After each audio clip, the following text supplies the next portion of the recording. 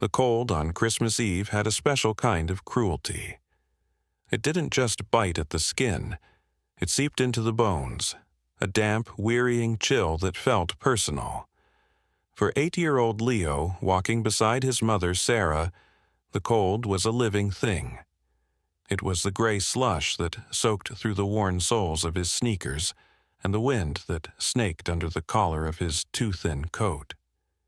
He clutched a small paper bag, the precious weight inside it the only thing that felt warm. It held a single, dented can of tomato soup, a half loaf of bread, and a small lumpy orange. His Christmas Eve dinner. His mother held the other bag, the one with the box of macaroni and the carton of milk, and more importantly, her worn faux leather purse. The streetlights on their block were mostly broken, casting long, predatory shadows that danced and stretched like ink spills.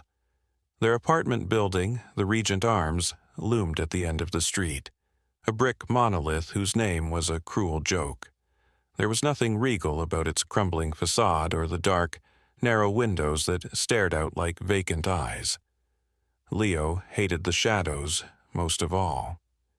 He imagined creatures living inside them, things with sharp teeth and quiet feet. "Almost home, sweetie," Sarah said, her voice a small puff of white in the frigid air. She tried to sound cheerful, but Leo could hear the frayed edges. He heard it all the time now, the sound of a string being pulled too tight. He squeezed her hand, a small, silent promise that he was brave. He was trying to be. But the bravery felt thin tonight, as fragile as the single paper decoration taped to their apartment window.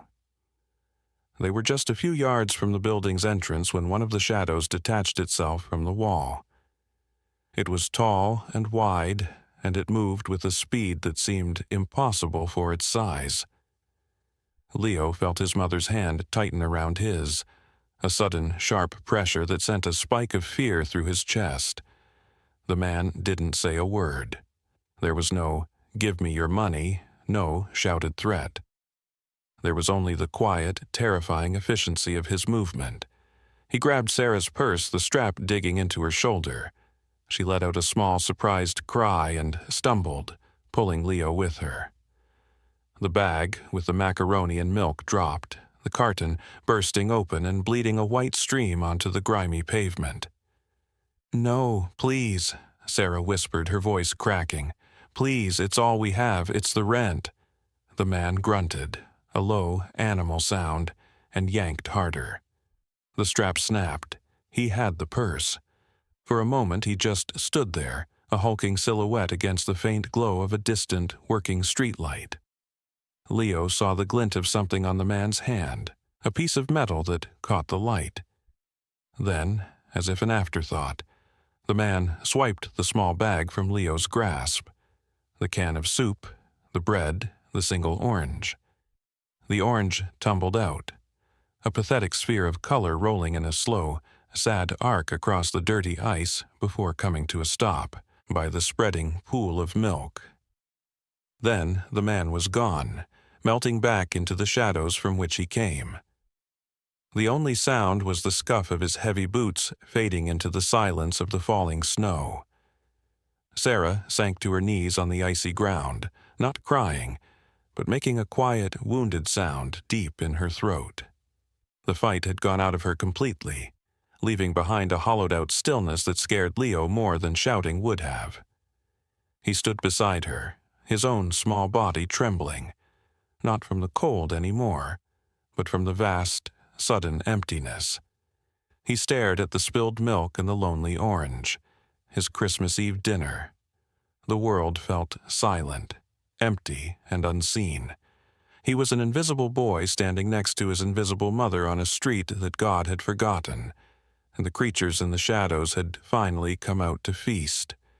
He looked down at his own small, bare hands, and then at the spot where the man had been.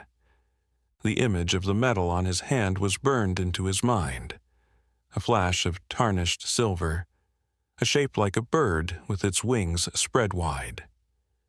It was a familiar shape, one he had seen before in a place that was supposed to be safe. Their apartment was a small cold box on the 4th floor of the Regent Arms. The radiator in the corner offered a pathetic, clanking imitation of heat, a rhythmic metallic gasp that did little to combat the drafts snaking through the window frames. Sarah sat on the edge of their lumpy sofa, a thin blanket wrapped around her shoulders, staring at the wall.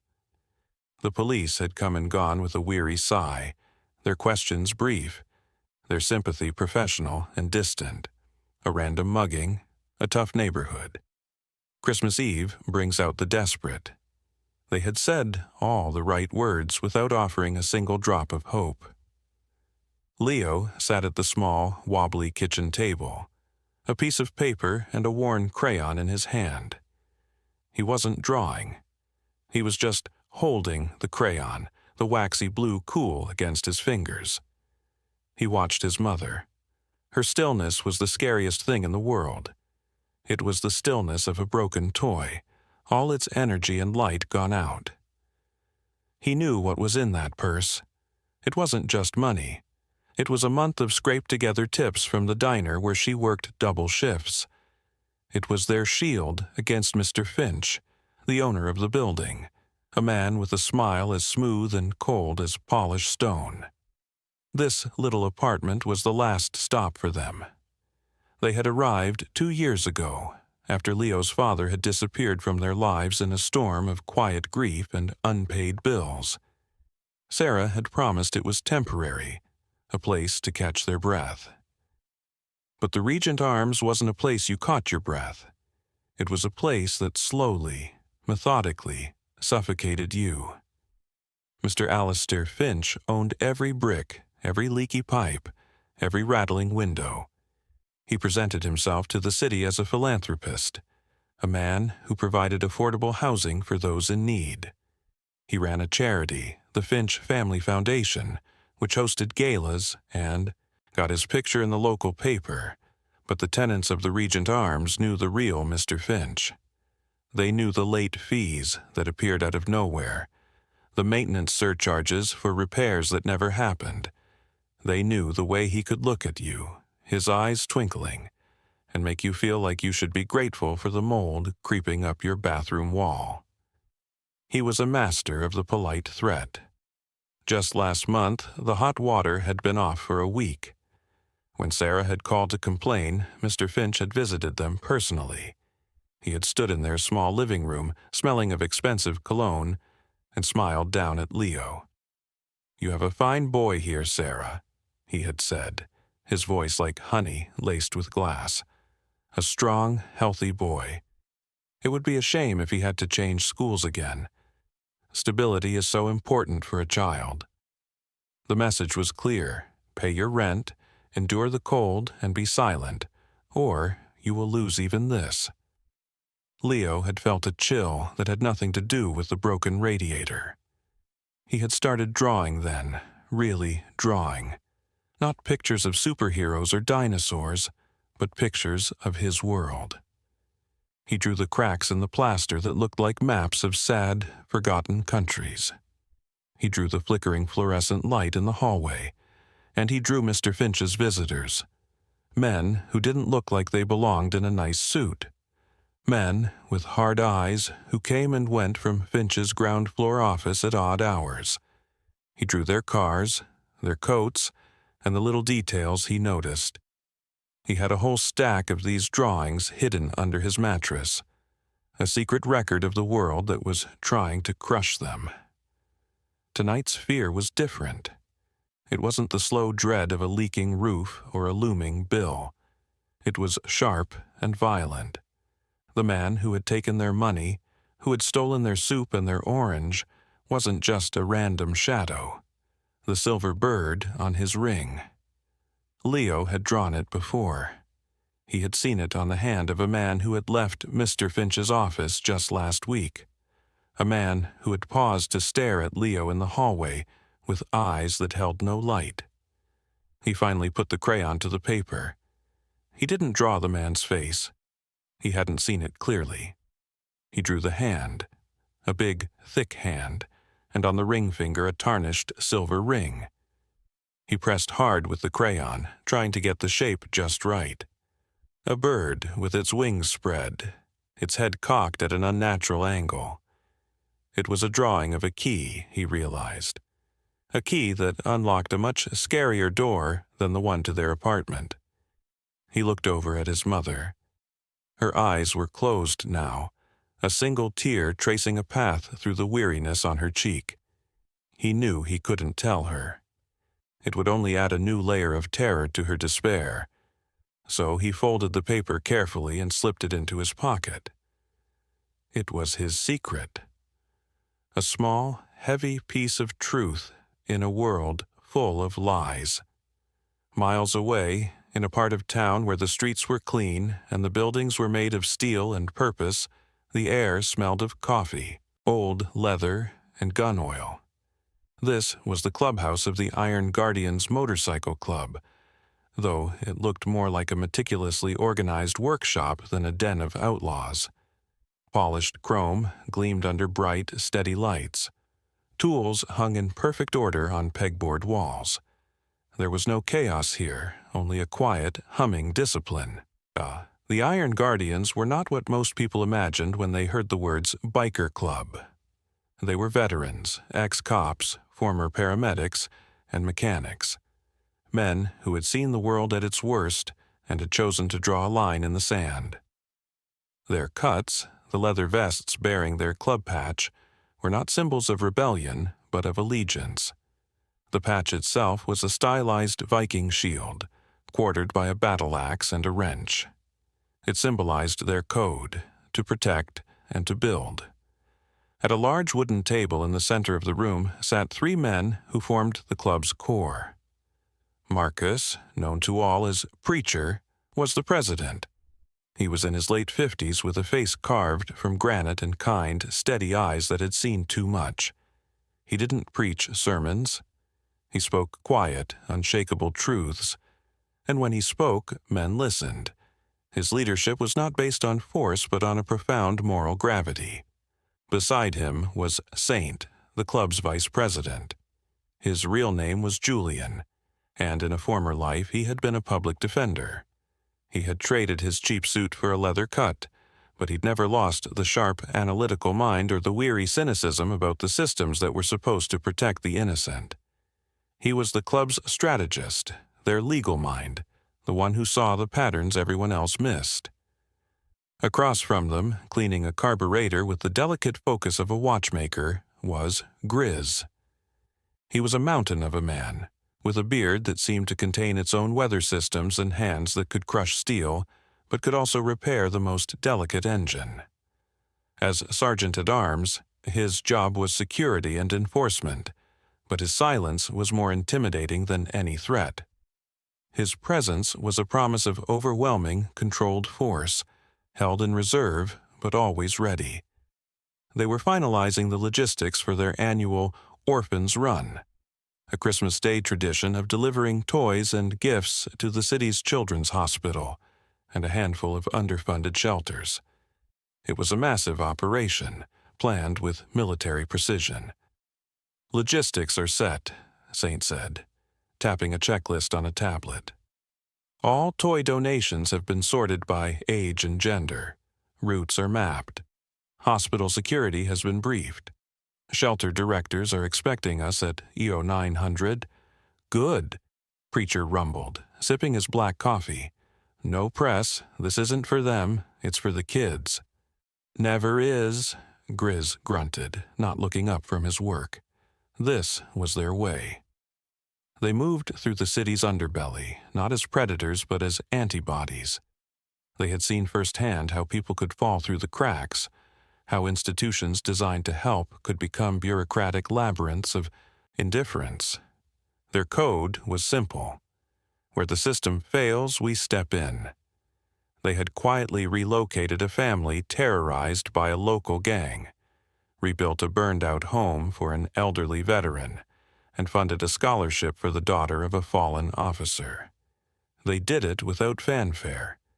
Their only reward, the quiet satisfaction of setting a small piece of the world right. "Time for the pre-run check," Preacher announced, pushing his chair back. "Let's make sure the sleighs are ready." A low chuckle went around the room. Within minutes, the quiet workshop hummed with a new energy. Men in leather vests moved with practiced efficiency, checking tires, fluid levels, and engines. The sound was not of chaos, but of a well-oiled machine preparing to move. They were a brotherhood, bound not by blood, but by a shared understanding of duty. They knew that true strength wasn't measured by the noise you made or the fear you inspired, but by who you chose to protect. As they prepared to ride out into the cold Christmas Eve night, they had no idea that their simple code was about to be put to its most profound test. The ride was supposed to be a short, final check of the route to the hospital, ensuring no unexpected road closures or hazards. The roar of 20 Harley-Davidson engines was a familiar urban thunder, a sound that usually made people look up with a mixture of fear and fascination. But tonight, the streets were mostly empty, hushed by the falling snow. The Iron Guardians rode in a tight, disciplined formation, a river of black leather and chrome flowing through the city's sleeping arteries. They were turning onto a poorly lit side street, a shortcut Saint had mapped, when Preacher raised a hand, his signal rippling back through the formation. The thunder of the engines dropped to a low, synchronized rumble, and then to silence. The sudden quiet was heavy, profound. Ahead, caught in the combined glare of their headlights, was a small, desolate scene. A woman on her knees in the slush, a young boy standing stiffly beside her. A splash of white milk was already freezing on the dark pavement next to a single, bright orange. It was a portrait of despair, stark and absolute. Preacher swung his leg over his bike, his boots making a soft crunch on the fresh snow. Grizz and Saint followed, the three of them moving with an unhurried purpose that was more commanding than any rush. The other members of the club remained with the bikes, their presence creating a silent, unbreachable perimeter. They were not there to intimidate, but to bear witness, to hold the space. Grizz, the giant, was the first to reach Sarah. He knelt, a gesture that seemed to fold his massive frame into something gentle and approachable. "Ma'am," he said, his voice a low, soft rumble. "Are you hurt?" Sarah looked up, her eyes wide and vacant with shock. She shook her head, unable to form words. He extended a large, gloved hand, not to pull her up, but simply to offer support. She took it, and he helped her to her feet with surprising tenderness. Preacher's focus was on the boy. He saw the way Leo stood, straight and still, his small fists clenched at his sides. It was the posture of a tiny soldier trying not to show his terror. Preacher crouched down, bringing himself to Leo's level. He didn't offer empty platitudes or baby talk. He looked Leo in the eye, man to man. "What's your name, son?" Preacher asked, his voice calm and even. "Leo," the boy whispered, his eyes darting from Preacher's face to the silent army of men and machines behind him. "I'm Marcus," Preacher said. "We're the Iron Guardians. Can you tell me what happened here, Leo?" The police had asked him the same question, but their tone was rushed, impatient. This man's voice was different. It was patient. It expected a real answer. Leo looked at his mother, who was now being gently guided toward the warmth of a nearby doorway by Saint. He looked back at Marcus. He felt, for the first time since the shadow had stepped out of the wall, that he was actually being seen. He took a shaky breath. "A man," he said, his voice small but clear. "He took my mom's purse and our food." "Did you get a look at him?" Leo shook his head. He was big and dark in the shadows. Saint, having settled Sarah, walked over. "Police have already been here," he said quietly to Preacher. "Wrote it up as a random mugging, case closed before it was even opened." Preacher nodded, his eyes never leaving Leo's face. He could see something else there behind the fear, a flicker of knowledge. "Leo," he said, his voice dropping even lower, more confidential. "Sometimes little details are the most important things. Did you see anything else? Anything at all, no matter how small?" This was it. This was the moment. Leo's hand went to his pocket, his fingers closing around the folded piece of paper. He hesitated. Telling a stranger was risky, but the weight of the secret and the sight of his mother's defeated face was heavier. He trusted the stillness in this man's eyes. He pulled out the crumpled drawing and unfolded it. In the stark, white glare of the headlights, the blue crayon marks stood out. A child's crude but clear rendering of a thick hand wearing a ring. On the ring was a bird with its wings spread wide. "He had this," Leo said, his voice gaining a sliver of strength. A bird on his hand. A silver bird. It was old. He paused, took another breath, and delivered the line that changed everything. "It's like Mr. Finch's bird. I've seen his friends wear it."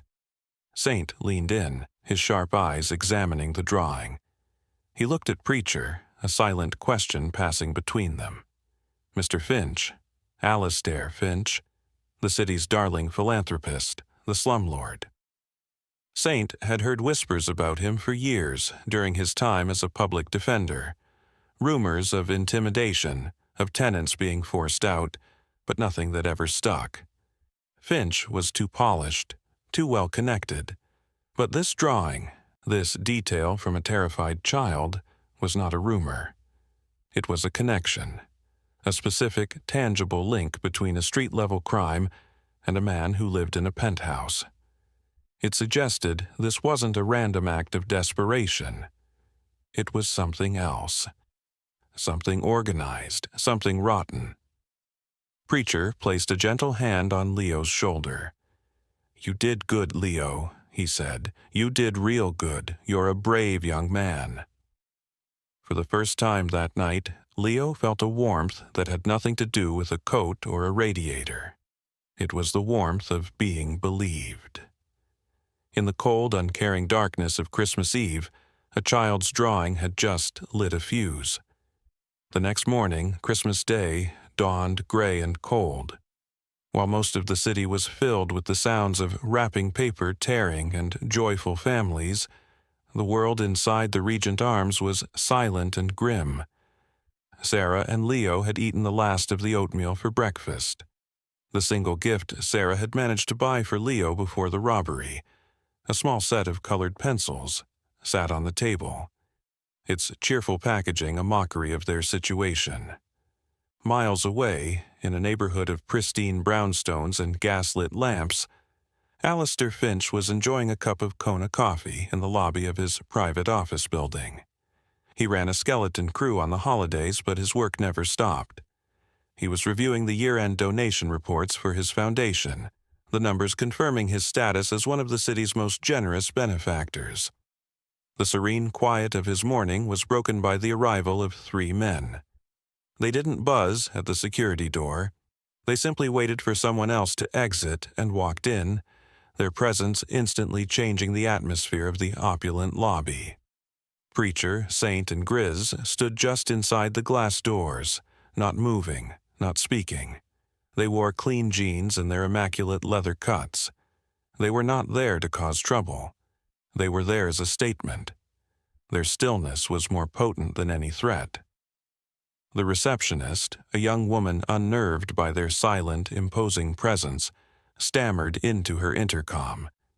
Finch, annoyed at the interruption, emerged from his office, a manufactured smile already in place for whatever holiday well-wisher had appeared. The smile vanished when he saw them. His eyes, cold and calculating, narrowed slightly. "Can I help you, gentlemen?" he asked, his voice a smooth veneer over a core of steel. Saint stepped forward, Preacher and Grizz remaining perfectly still behind him, flanking him like stone guardians. Mr. Alastair Finch, Saint said, his tone conversational, as if they were discussing the weather. We're here about one of your tenants, Sarah Miller and her son, Leo, from the Regent Arms. Finch's expression didn't change, but a flicker of something, annoyance, perhaps caution, passed through his eyes. I have hundreds of tenants. I can't be expected to know all of them by name. If there's a maintenance issue, you should file a report through the proper channels. This isn't a maintenance issue, Saint continued, his voice level. She was robbed last night, right outside your building. Her rent money was stolen, everything she had. Finch gave a small, theatrical sigh of sympathy. How dreadful. A terrible sign of the times. I hope she filed a police report. Of course, I'll have to insist she still makes rent. I run a business, not a charity. He gestured to the foundation's logo on the wall. Well, not that kind of charity. The mask was perfect. He was the concerned but responsible businessman. But Saint wasn't finished. The man who robbed her, he said, letting the words hang in the air. He wore a rather specific piece of jewelry, a silver ring, shaped like a bird. For the first time, a genuine reaction. It was almost imperceptible, a slight tightening around Finch's jaw, a shift in his weight from one foot to the other. He recovered instantly. A bird? How quaint. I'm afraid I don't see the relevance. The relevance, Saint said, taking another small step forward, is that the boy, Leo, has seen that same ring on men visiting you here, in this building. He's a very observant child. He draws what he sees. Finch's composure finally cracked. His voice dropped its polished, public-facing tone and became flat, cold, and dangerous. Are you accusing me of something? Preacher spoke for the first time, his voice a low rumble that seemed to vibrate in the marble floor. We're not accusing anyone. We're just paying attention. Finch straightened his tie, a gesture of reasserting control. This is my place of business. I'm going to have to ask you to leave. Or I will call the police and have you removed for trespassing. We're leaving, Saint said, holding Finch's gaze. He didn't smile, but there was a glint of victory in his eyes. He had seen the crack in the facade. He knew they had hit a nerve. He turned, and the three men walked out as quietly as they had arrived. As the glass doors closed behind them, Finch stood frozen for a long moment, his hands clenched into fists. He had built an empire on the invisibility of people like Sarah and Leo. He thrived in the shadows of systemic neglect. But the shadows were no longer empty. The Iron Guardians had just turned on a spotlight, and for the first time in a very long time, Alastair Finch felt the uncomfortable sensation of being seen. He turned to his receptionist. Get me Mr. Corbin on the phone, now. He had a problem to manage. The Iron Guardians clubhouse transformed from a workshop into an intelligence center. The toy run was postponed. A new mission had taken precedence. On a large whiteboard, Saint began to diagram what they knew. At the center, he wrote Alastair Finch. Branching off from it, he wrote the Regent Arms, Finch Family Foundation, and Silver Bird Ring. It looked sparse, but it was a beginning. Their investigation moved on two fronts, the human and the digital. Preacher and Grizz took the human element. They returned to the Regent Arms, not with the rumble of 20 bikes, but quietly, in Grizz's unassuming pickup truck. They brought groceries, not just a can of soup and some bread, but bags filled with food that would last for weeks, plus a new, thick winter coat for Leo and a warm blanket for Sarah. They didn't present it as charity, but as an advance. You're a witness, Leo, Preacher explained, kneeling before the boy again. And your mother is going through a tough time. The club looks after its own, and right now you're under our protection. This is just support. so you don't have to worry about anything but telling the truth." Sarah, overwhelmed, could only whisper her thanks. The sheer relief of not having to worry about food, even for a day, was a weight lifted she hadn't realized was so crushing. While Grizz quietly checked her apartment's faulty radiator, discovering a deliberately clogged valve that he expertly cleared, Preacher sat with Leo at the kitchen table. Saint had advised him on how to talk to the boy, not as an interrogator but as a friend. He didn't ask leading questions. He just looked at Leo's drawings. "You're a good artist, Leo," Preacher said, genuinely impressed. "You see things." Encouraged, Leo pulled out the entire stack from under his mattress. It was a stunning collection. Page after page of detailed sketches. A drawing of a black sedan with a clear rendering of its license plate. A sketch of a man with a scar above his eye, dated "the day the water was cold." Another drawing showed two men carrying a tenant's furniture out of an apartment, while the tenant, an elderly woman, cried in the hallway. And there, in several drawings, was the man with the silver bird ring. Leo had captured him from different angles, a chronicle of his comings and goings. It was a child's meticulously kept surveillance log. Meanwhile, back at the clubhouse, Cypher, a wiry club member who had been a signals intelligence analyst in the Army, was waging the digital war. He delved into the public records of the Finch Family Foundation. On the surface it was immaculate, but Cypher was trained to see ghosts in the machine. He cross-referenced donation records with property tax databases. He found a pattern. Large, anonymous donations to the foundation often coincided with Finch acquiring new, distressed properties at below-market rates. He then dug into the building permits for the Regent Arms. Dozens of work orders for major repairs, plumbing, electrical, heating, had been filed and paid for by Finch. Yet the tenants confirmed none of the work had ever been done. He was billing the city and his own foundation for phantom repairs, while the building crumbled. Saint took this burgeoning file of evidence to Detective Miller. Miller was a good cop, but jaded, overworked, and deeply skeptical of biker gangs. He listened with folded arms and a stony expression as Saint laid it all out in a quiet coffee shop. "So, let me get this straight," Miller said, stirring his coffee. "A kid draws a picture of a ring, and now you've got the city's biggest philanthropist running a criminal empire? It's a hell of a story, Julian." "It's more than a story, Dave," Saint replied calmly. "It's a pattern. Finch is using his charity as a slush fund. He's using strong-arm tactics to collect rents and fees, and the mugging wasn't random. It was targeted. It was a message. Sarah Miller was probably a day away from being illegally evicted. The robbery was just the pretext." Miller was still unconvinced. "It's circumstantial. A kid's drawings aren't admissible evidence." "They're not evidence," Saint corrected him. "They're intelligence. They're a map. Look at this." He pushed one of Leo's drawings across the table, the one with the black sedan's license plate.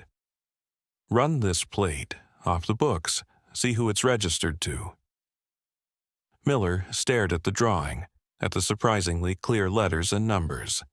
It was a long shot.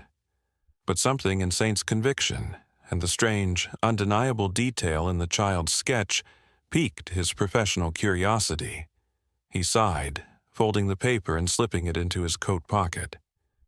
"No promises, Julian," he said. "I'll look. But if this is a wild goose chase, you and your boys stay out of it. Let the police handle it." "The police had their chance," Saint said, standing up to leave. "They called it a random mugging." The words hung in the air, a quiet rebuke. Miller had nothing to say to that. The gears of justice were slow and rusty, but Leo's drawings and the Iron Guardian's persistence had just given them a hard, decisive push. The presence of the Iron Guardians at the Regent Arms was a quiet declaration of war. They didn't make threats or cause trouble. Instead, they established a community safety watch. Each day, a few members would park their bikes in the building's small, cracked courtyard. They would sit, drink coffee, polish chrome, and talk quietly amongst themselves. Their effect was immediate and profound. The shadows in the hallways seemed to recede. The usual sense of fear and isolation that permeated the building began to dissipate, replaced by a tentative curiosity. Finch's usual enforcers, the men with hard eyes and silver bird rings, would drive by, slow down, and then speed away. They were bullies accustomed to preying on the weak and isolated. They didn't know how to handle a wall of silent, patient men in leather vests who simply watched and waited. Emboldened by this new shield, tenants started to emerge from their apartments. First, an elderly woman named Mrs. Gable, who had lived in the building for 30 years, approached Saint with a cup of tea. She sat with him on a cold concrete bench and began to talk. Her story tumbled out, a litany of petty cruelties and financial abuses. She spoke of the cash-only policy for money orders, of security deposits that vanished, of sudden, inexplicable service fees. Then she produced the key. From a worn envelope, she pulled out a piece of paper, a receipt. It was for a $500 donation to the Finch Family Foundation. "He said if I didn't donate," she whispered, her voice trembling with ancient anger, "he couldn't guarantee my lease would be renewed. I paid it with my husband's pension money." Saint looked at the receipt. It was signed by Finch himself. It was the smoking gun, the direct link between Finch's charity and the extortion of his tenants. More people came forward. A young couple with a baby spoke of the lead paint Finch had promised to remediate but had only painted over. A man on disability showed them the threatening letters he received when his check was 2 days late. The stories, all unique in their painful details, wove together into a single, damning tapestry of systemic abuse. Meanwhile, Detective Miller had run the license plate from Leo's drawing. It was registered to a shell corporation, which, after 3 layers of legal obfuscation, was owned by another shell corporation, which was owned by Alistair Finch. The car itself belonged to a man named Thomas Corbin, a low-level enforcer with a sealed juvenile record for assault. Miller pulled Corbin's old mugshot. The man had a distinctive scar above his left eye, just like in Leo's drawing. Miller felt a cold knot form in his stomach. The biker was right. The kid was right. This wasn't a goose chase. He was standing at the edge of a cesspool. The final piece fell into place when an anonymous source, a cipher, working through a secure email address, sent a tip to a hungry young reporter at the city's evening news. The tip was simple. Ask Alistair Finch why his tenants are donating to his foundation to keep their heat on. Ask him about Thomas Corbin. The reporter, smelling a real story, showed up at the Regent Arms with a camera crew. She found not a collection of isolated victims, but a community.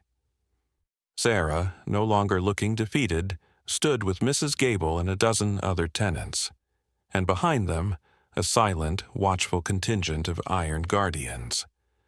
When the camera started rolling, Sarah spoke. Her voice was clear and steady. She told the story of the robbery, of the stolen rent money, of her son's fear. Then Mrs. Gable held up her receipt to the camera, her hand shaking but her resolve firm. One by one, others told their stories. The public reckoning had begun. That night, the lead story on the evening news was not about a generous philanthropist, but about a predatory slumlord. The city was finally paying attention. The news report acted like a lightning rod, drawing the full, focused attention of the city's justice system. The district attorney's office, flooded with calls after the story aired, immediately opened a high-priority investigation. Detective Miller, now armed with official sanction, moved swiftly. Warrants were issued not just for Finch's arrest, but for his offices and financial records. The raid on Finch's downtown office was swift and professional. As police officers carried out boxes of files and computer hard drives, Alistair Finch, the man who had graced the covers of Society magazines, was led out in handcuffs. His face was a mask of cold, indignant fury. The mask of the philanthropist had been ripped away, revealing the grasping, ugly face of a predator beneath. Thomas Corbin, the man with the silver bird ring, was picked up in a bar across town. Faced with a mountain of evidence and the prospect of a long sentence, he quickly agreed to cooperate in exchange for leniency. He confessed not only to robbing Sarah, but to a dozen other acts of intimidation, all on Finch's direct orders. The legal battle was intense but brief.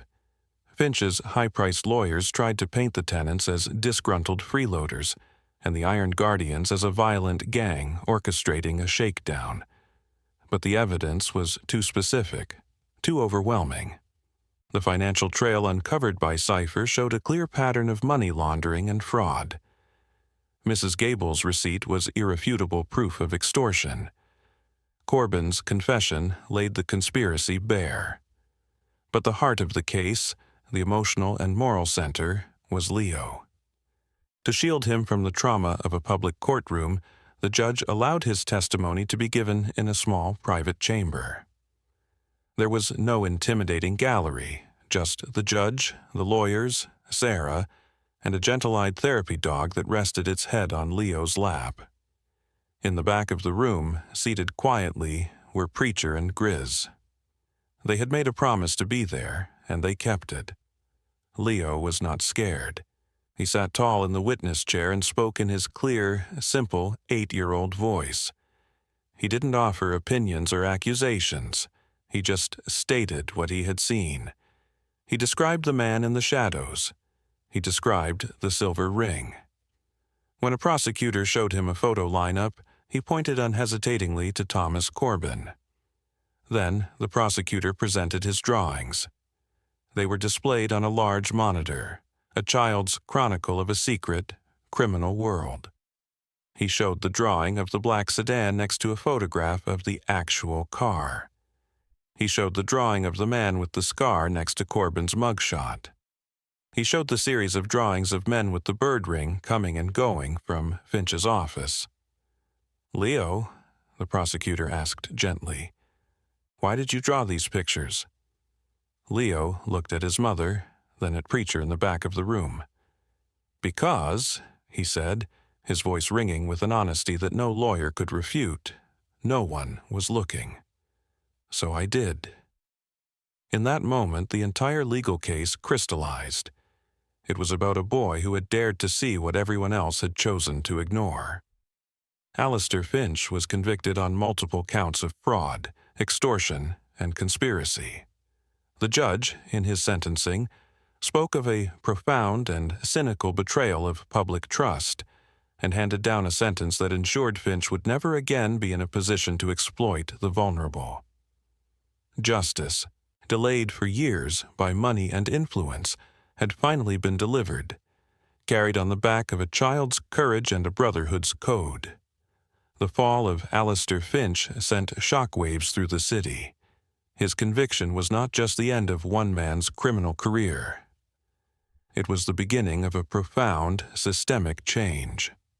The scandal exposed the deep cracks in the city's housing oversight, forcing a reckoning that could no longer be ignored. The city council, facing immense public pressure, convened a special task force to investigate tenant protections. Saint, invited to testify as an expert witness, laid out a clear, damning case for reform, using the tenants of the Regent Arms as a case study. His testimony, backed by the harrowing stories of Sarah, Mrs. Gable, and others, led to the passage of a sweeping new set of housing regulations. The media dubbed them the Leo Laws. These new ordinances capped arbitrary fees, created a streamlined and responsive system for reporting code violations, and established a public fund to provide legal aid for tenants facing illegal evictions. The system that had failed Sarah and Leo was being rebuilt, stronger and more just. The Regent Arms itself became a symbol of this transformation. Seized as a criminal asset, the building was turned over to a respected, non-profit housing authority. The name was changed to Regent Commons, and a top-to-bottom renovation began. For the first time in decades, the heat was reliable, the plumbing worked, and the windows didn't rattle in the wind. Rents were stabilized at truly affordable rates, tied to income rather than a landlord's greed. But the most significant change happened within the community itself. Empowered by their victory, the residents, led by Sarah and Mrs. Gable, formed the building's first-ever tenants' union. With pro bono legal guidance from Saint, they created a charter, elected representatives, and established a collective voice that could no longer be silenced or ignored. They were no longer isolated victims. They were a community, bound by a shared struggle and a common purpose. The Iron Guardians, who had once been viewed with suspicion by the city, found their public image transformed. They were no longer seen as outlaws, but as what they had always been, guardians. Donations poured in for their community fund, the one they had established to help families in crisis. The money recovered from Finch's sham foundation was redirected into this fund, seeding a permanent resource for the city's most vulnerable. The club accepted the accolades with quiet humility. They had not sought recognition. They had simply answered a call, upheld their code. Their work was not done in the spotlight but in the shadows, where people like Leo and Sarah were so often lost. Their legacy was not in newspaper headlines, but in the safe, warm apartments of Regent Commons, in the newfound strength of a community, and in the laws that would protect countless others for years to come. They had not just helped one woman and her child, they had helped heal a part of the city itself. 1 year later, Christmas Eve fell again, this time with a soft, gentle snow that blanketed the city in a pristine, white hush. Inside a new apartment, small but bright and warm, the air smelled of cinnamon and baking cookies. A proper Christmas tree stood in the corner, its branches adorned not with expensive ornaments, but with dozens of Leo's colorful, intricate drawings. Sarah watched him at the window, his face illuminated by the twinkling lights of the tree. The past year had been one of profound healing. She had a new job at a local library, a quiet, steady place that felt a world away from the frantic pace of the diner. They had moved out of Regent Commons, making way for another family in need, and into this small apartment in a quiet, safe neighborhood. The tight, frayed look in her eyes had been replaced by a calm strength. Leo was different, too. The haunted, watchful silence was gone. He was still observant, but his gaze was now filled with curiosity, not fear. He was thriving in his new school, his artistic talent nurtured by a teacher who saw his gift. He was no longer the invisible boy. He was just Leo. A soft knock fell on the door. Sarah opened it to find Preacher, Saint, and Grizz standing in the hallway, their leather vests covered in a light dusting of snow. They carried a few simply wrapped packages. They never stayed long on these visits, their presence a quiet check-in, a reaffirmation of the bond they had forged. "Merry Christmas, Sarah, Leo," Preacher said, his voice a familiar, comforting rumble. They stepped inside, filling the small apartment with a sense of gentle strength. Grizz handed Leo a long, flat box. Inside was a professional artist's set: charcoals, pastels, fine brushes, and a thick pad of high-quality paper. Leo's eyes went wide. He looked up at the huge man, who simply nodded, a rare, small smile touching the corners of his mouth. Saint gave Leo a smaller, heavier box. It was a detailed, die-cast model of Preacher's motorcycle, perfect in every detail down to the scuff on the fender. It was a totem, a symbol of the protectors who had entered his life. For Sarah, Preacher handed over a simple white envelope. "The community fund is doing well," he said by way of explanation. Inside, she found not cash, but the title and keys to a reliable 5-year-old sedan parked just outside. It was freedom.